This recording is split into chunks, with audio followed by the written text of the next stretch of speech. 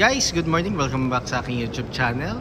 For today's video, check natin ang 2024 Honda BR-V 1.5 VX CVT Opal White Silver. Guys, ito yung top of the line variant ng ating Honda BR-V. The same time, ito yung second generation. Ang kanyang price is 1,410,000 pesos. So, tour ko na kayo ngayon sa ating featured unit for today. So guys, first vlog ko to dito sa Honda Cars Balintawak as your friendly sales manager. So, i-ano ko na kayo ngayon sa ating front portion, guys. So, nakaano na tayo guys sa LED headlights with daytime running lights, LED fog lamps, glossy block front grille, then matte black ang ating lower front bumper with front accent garnish na chrome. So guys, like yung mga sinasabi ko sa previous vlogs ko, ang Honda BR-V natin, isa to sa mga best-selling units natin dito kay Honda. Sa segment niya, siya ang pinaka-angat sa engine specs. Bakit siya angat? Kasi sa makina natin guys, naka 1.5 CVT or 7-speed automatic tayo with 121 horsepower, 145 Newton meters of torque, double overhead cam, front wheel drive. So, pagdating sa engine, hindi magpapauli ang Honda, lalo na sa power and performance. So, regarding naman sa fuel efficiency guys, para at least meron kayong idea, city driving nag-range siya 8 to 14 kilometers per liter. Then pag highway, 14 kilometers and up. Pero depende pa rin yan guys sa driving habit nyo.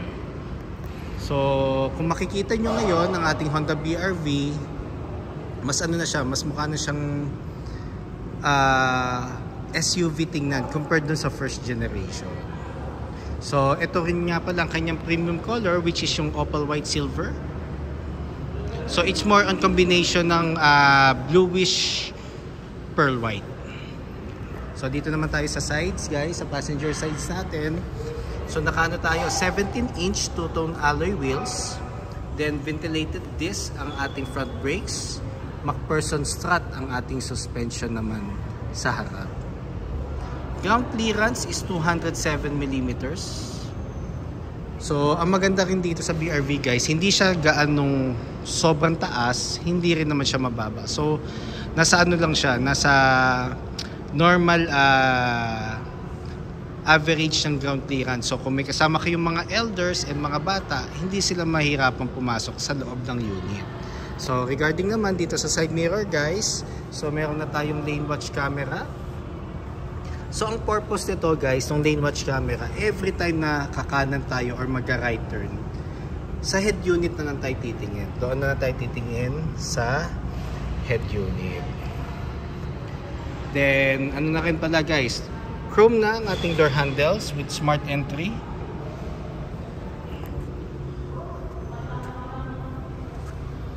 Then, ano guys, drum brake ang ating rear brakes. Then, torsion beam naman ang ating suspension naman sa likod.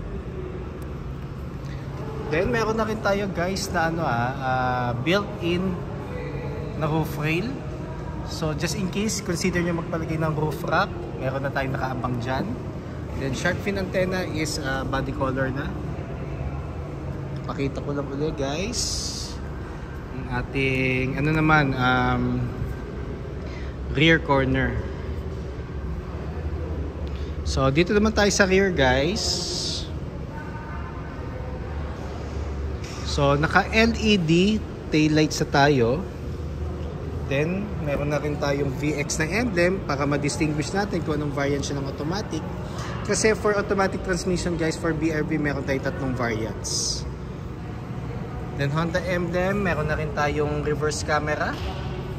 Then, the good thing about sa ating second generation na BR-V, meron na siyang 4-eye backup sensor na built-in. Then, sa lower rear bumper naman, meron tayong chrome portion sa middle. So, pakita ko lang guys ang ating likod. So ito ang ating rear guys. So kung 7 passengers ang ating isasakay, ito ang allotted compartment space. So meron tayong tonneau cover dito para at least just in case na i-elevate nyo siya, meron pa tayong specific portion pa sa ilalim. Then pag gusto niyo naman mag-flat, kung gusto niyo naman mag-flat yung surface, ayan, pag finold nyo ang third row, iangat nyo lang or elevate nyo lang yung tonneau cover, magpa-flat na yung surface nya. So flexible ang ating third row guys, lalo na kung 5 passengers lang, magiging mas malaki ang compartment space mo. So baba ko lang ulit yung tonneau cover natin. Then nandito yung tools. Ang jack natin guys is nasa ilalim ng passenger seat. Brio and BRV guys, FYI, ang jack is nasa ilalim ng passenger seat. Then ang ating ceiling naman is black na. So ang maganda rin dito guys, for V and VX variant, black na ang ceiling natin para hindi siya prone sa dumi or sa mga alikabok. Tapos meron tayong power outlet dito sa third row. Tapos ang airbags natin is wrap around na. So meron tayong dual front airbags. Then sa front seats, meron na tayong side airbags. Then dito sa sides, meron na rin hanggang dito sa pillar na to. Sa C pillar. So regarding safety naman, hindi magpapauli ang Honda.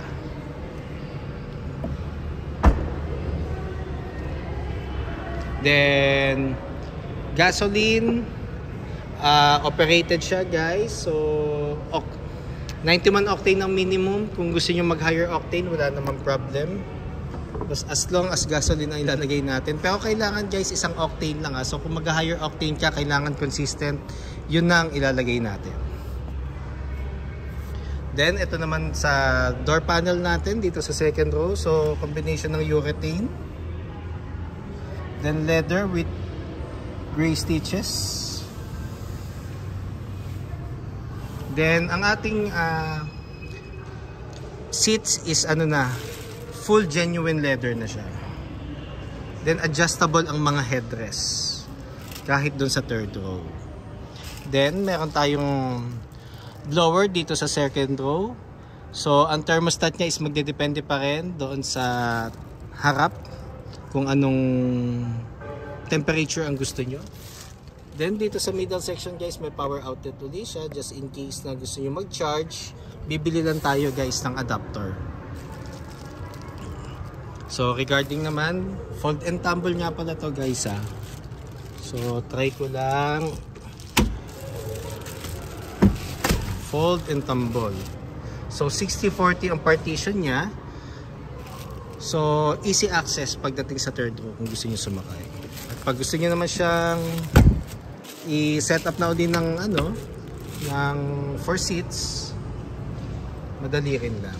So adjustable rin na second row natin, pwede mo siyang i-forward and back. So just in case na may sasakay sa likod, pwede nating adjust pa forward yung second row seats. So dito naman tayo guys sa front portion. So smart entry lang nga rin pala siya guys ha. So smart entry and keyless entry. So smart entry is more on mas convenient ka makakapasok sa sasakyan. So sa mga previous vlog ko meron akong dinemong ganon. Then dito naman tayo guys sa door panel ng driver seat. So meron siyang chrome accent. Then nandito ang switches. So meron tayong power folding side mirrors, adjustment for the side mirrors. So ito yung kanyang knob. Then central door lock. Then if ever naman guys makalimutan nating i-lock ang sasakyan natin, meron naman siyang speed sensing auto door lock. So pag nag-reach ka ng 15 km/h, automatic magla-lock ang ating mga pinto. So window lock and window switches. So, pag ito nakababa guys, walang access ang mga passengers mo para ibaba ang mga windows. So dito naman tayo sa guys sa front seats. So sa front seats guys, ang additional feature ngayon ni Honda BR-V, meron ng height adjustment ang driver seat. Before kasi, yung first generation, wala siyang height adjustment. So fix yung yung upuan mo. And natagdagan na siya ng armrest. So ang armrest natin is leather na ang cover. Yan, console box. So then equip na nga rin pala to guys ng Honda Sensing. So ang Honda Sensing, it's more on additional safety feature ni Honda to promote the right driving habit. So meron siyang mga lane keep assist, adaptive cruise control, and tapos road departure mitigation. So it's more on premium feature para sa safety ng unit owner. So dito naman guys, sa ating baba, nandito yung gas lid and yung sa hood. Then sa steering wheel natin, so leather cover na siya with gray stitches, audio control with hands-free telephone assist, then for the adaptive cruise control and Honda Sensing. Regarding naman guys sa ating panel, combination siya ng analog both sides. Sa center portion is yung digital. So pag naka Honda Sensing tayo guys na sasakyan sa Honda, matic colored ang ating digital panel. See? Then paddle shifters guys. So may paddle shifters na tayo for the top of the line variant. Then for the lights naman to guys. So for the headlights and fog lamps. Then meron tayong button dito kung gusto nating i-off yung lane watch camera, pindutin lang natin to. Then ito naman is for the wiper. Then push start button na siya. So lahat naman ng automatic transmission ni BR-V naka push start button na. Then touchscreen audio unit with Apple CarPlay and Android Auto Ready. Via cord pa siya guys ha. Via cord pa, hindi pa siya wireless. Then aircon buttons natin guys. So meron tayong mga buttons dito. Normally thermostat and yung fan. Then sa baba guys, meron tayong dalawang USB ports. Then power outlet.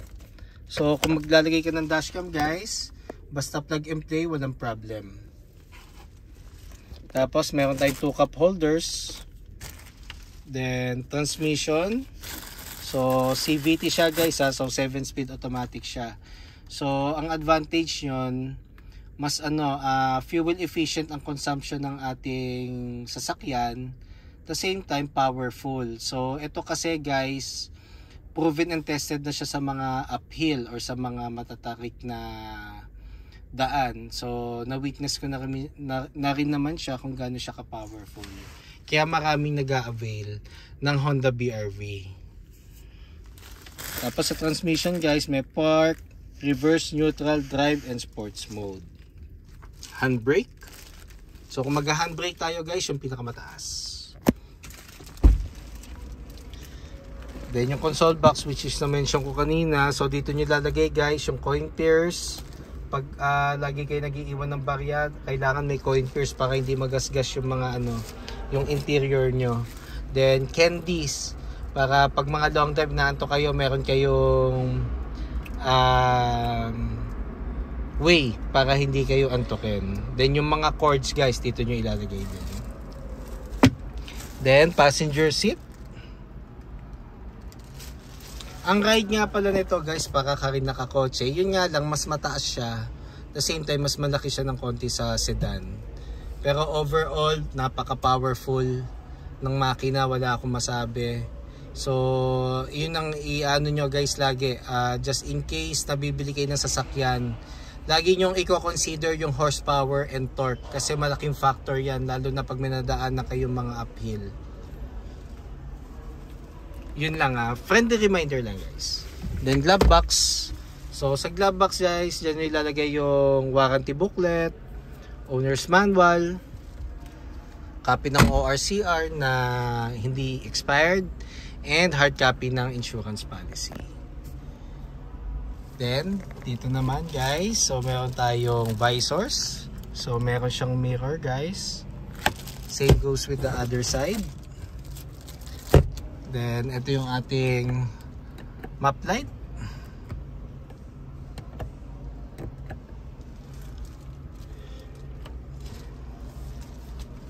Then dome light nga pala guys is nandun. So guys, for today's video, yun lang. So if you have any concerns, low down payments, then test drives, bank display for our bank partners, and even parts or service appointments, don't hesitate to call or text 0906-386-8937 or visit me at 598 EDSA Balintawak, Caloocan City. And look for me, Ross Oliver Cruz, ang inyong friendly sales manager at Honda Cars Balintawak. So looking forward to meet you here guys. And balik na ako sa original kong tahanan. So if ever you have any concerns, just hit me up. So iwan ko rin yung aking contact number sa description box, just in case na meron kayong concerns. Yun lang guys. And paano na rin guys, pa-subscribe na rin sa aking YouTube channel para maging updated lang sa mga susunod na videos. And pa-follow na rin sa aking Facebook page, Honda Cars Balintawak, Best Deals by Ross Oliver Cruz. Yun lang guys. Thank you and God bless.